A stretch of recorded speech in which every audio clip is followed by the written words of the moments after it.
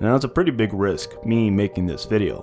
What exactly is better than a 701 Enduro? Now we all know this is the closest thing we have to a unicorn bike. And believe me, I love the 701 Enduro. It's one of the best bikes ever made. So really, what competition does it really have?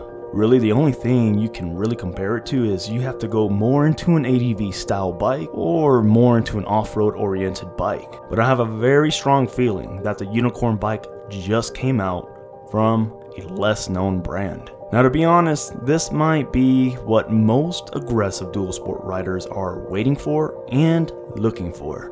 And not too long ago, Honda released an almost perfect dual sport, the CRF 300L Rally, or possibly just a normal dual sport. But as we all know, it's only a $6,000 machine, softer suspensions, it's only a 300. It could use a little bit more oomph. However, for some of us dual sport riders, sometimes we want to go into more technical, tighter trails. So when it becomes very tight, and what I mean by tight are a lot of locking handlebar turns, very V-shaped tight single track, 701 really gets tiring incredibly fast. And maneuvering this machine in very tight technical places, I would say is not ideal.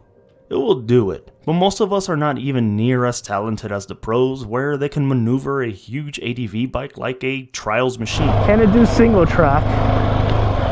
It's going to be pretty interesting. One, because I have the TKC 80s, and this is like a V-shaped type of single track. Single track is very popular with dirt bikers. But I tell you what, look, the KLX 250 and 701 Enduro handles this tight single track. So we're about at the end of this single track and totally capable. It's not hard single track, it's tiring. It's a tiring single track. See, like here, see, I'm locking my handlebars right there on that turn. So in a way, you can kind of consider this for your average trail rider and explorer. Exactly just that. Basic trail rider and explorer. Now we all know, as everybody says it in the comments, it's all rider and 5% machine. For us basic trail riders, we do want the right tool for the job.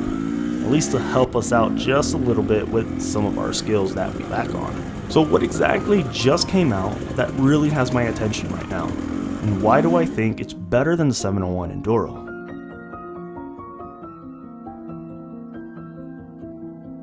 Now let me introduce you the FSE 450 Rally from GPX. Alright guys, so something came out that I think, you know, when you're out here exploring, look at this beautiful scenery. So something might have came out that might be better than this. We got like cactus. As I said, the GPX 450 Rally. It has an 8-gallon tank. Now I know you can modify this, but more money. The GPX 450 Rally, cheaper than this. This brand new was probably with tax and everything, probably like $12,000. And the main thing why I'm going crazy over this GPX 450 Rally, this stuff's really great on the road. But looking at the aerodynamics of the 450 Rally. All right, guys, let me slow down a little bit because it's windy, because I wanted to talk about the GPX 450 and this road. It doesn't take a rocket scientist to know that a rally, the car setup, is going to be a lot more comfortable on this kind of stuff and pavement. The 701 is up there though. I mean, this thing is really comfortable on this stuff, to be honest. But man, perfect example, like the 300L Rally, the fairings and stuff like that, it's going to be a lot more comfortable because it's right now it's cold, and I wish I had like the windshield, because it's about 30 something right now because there's a lot of snow. It's going to look a lot more comfortable. Now the 8-gallon gas tank, I can't speak for the weight. I know that's going to add a lot of weight, but maybe you could just fill it up to 4 gallons. Just by looking at this machine and how it performs on the trails, no doubt this bike has me very interested. And we all know GPX actually does use very good parts on its premium lines.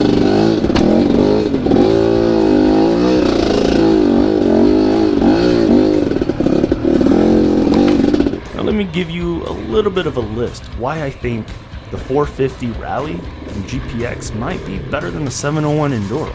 One of the reasons, to be honest, it might not bother everyone, but it sure bothers me, is that gas tank in the back of the 701 Enduro. And to be honest, I'm not a big fan of the gas tank here. It gets in the way. I know you could modify it and stuff like that, but say you have luggage here, you have your drone and stuff like that, this kind of gets in the way. You know, it gets pretty annoying. I do like the weight up here. I feel like when I'm tipping over the bike, the weight back here, for some reason, it kind of throws me off. Like, it doesn't throw me off, it makes me a little bit more unbalanced, because I feel like I could support more weight up here with my leg versus back here. Like, I don't know, the weight is like kind of behind me. So sure, it might suit some other riders better, ones who like to wheelie especially, but I honestly prefer the weight in the front, and the GPX Moto has all 8 gallons in the front. And yes, I felt a huge gas tank in the front before, and for some reason it's much easier to lean over and balance it out, and I prefer it that way. I got it here in the website here, introducing the FSE 450R Rally for 2022. Tired of the same old heavy adventure motorcycle or lack of range for your standard dirt bike? So this tells me, just that beginning sentence right there tells me that it might be lighter than this. Now here are some specs about the 450 Rally. The 450 is an EFI 6-speed engine. It has a total of 8 gallons of fuel capacity, so it has a range of 300 miles. And not to mention, it already comes with a Scott's performance stabilizer, so you know that greatly improves confidence handling. What about the suspensions? Well, the 450 Rally comes with a KYB fully adjustable suspension at 49mm, compression and rebound adjustment, so essentially is ready for any terrain.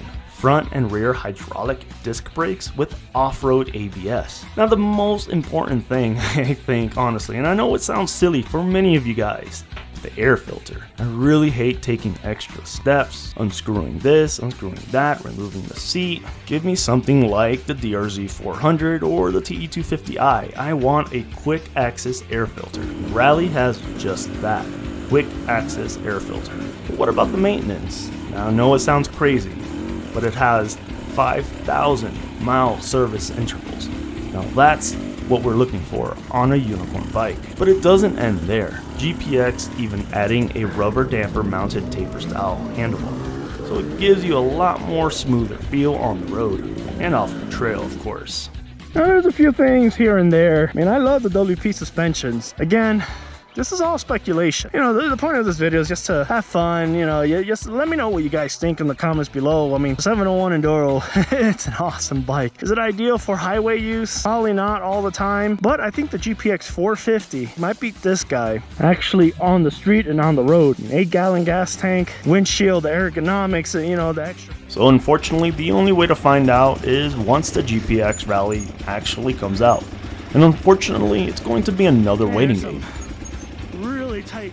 Other than that, based on paper, I really do think the Rally might be the 701 Enduro killer, possibly even the CRF 300 Rally killer. Due to the price point, extra add-ons and aftermarket kits, its 450 Rally style engine and ergonomics, and its supposedly lightweight style, yet still holding a 5,000 mile service interval change. So is this what most of us aggressive dual sport riders are actually looking for? Well, we won't find out until it comes out.